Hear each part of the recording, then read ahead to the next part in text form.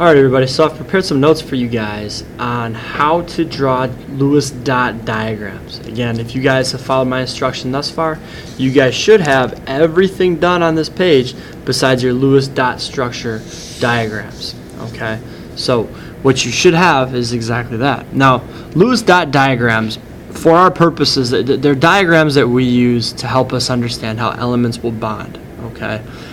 We're going to get there eventually. That's our next section. But for right now, we're just going to learn how to do the diagram. So first things first, a Lewis dot diagram diagrams valence electrons only. Okay, what I mean by that, valence electron, outermost shell electrons. Okay, so in our couple examples that I have here, potassium, which you guys just saw and did up above, only has one valence electron because there's only one electron in the outer shell.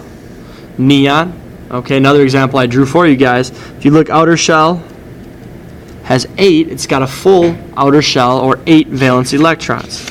Another example that we've taken a look at is nitrogen here.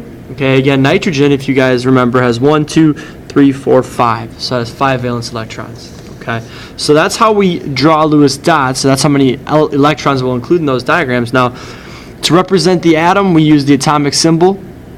Okay, so there I've written for you, atomic symbol represents what atom, and number of dots represents valence electrons. Okay, so an example to show you guys is neon. And so what that would look like for neon, it would be 1, 2, 3, 4, 5, 6, 7, and 8. That would be the Lewis dot.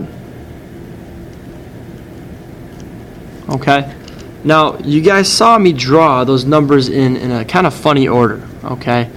Again, like I said, this is for drawing and diagramming how atoms will bond, and so we have to do it in a specific order to show exactly what or how these will bond. So, pretend that there's a symbol in there, okay? It could be neon, could be potassium, it could be our other example, nitrogen, okay? But the order that we draw these electrons in goes as follows. First one, second one, third, fourth, fifth, sixth, seventh, and eighth, okay? Again, we draw them in that order because that sets us up to draw the bonds correctly, okay? So again, following that same template, we know potassium only has one valence electron, so potassium's Lewis dot would look like that, okay? Or going back to our example with nitrogen, okay, nitrogen has 5. So our nitrogen Lewis dot, we've symbolized with an N.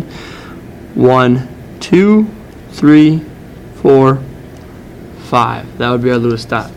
So at this point, you guys can go back through and finish everything on this sheet. Okay, so for example, your sheet should look full with drawings like this. Okay, again, you have your board model.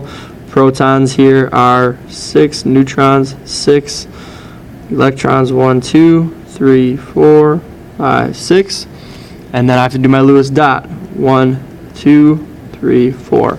So you should have this entire chart filled out just like I have my carbon filled out.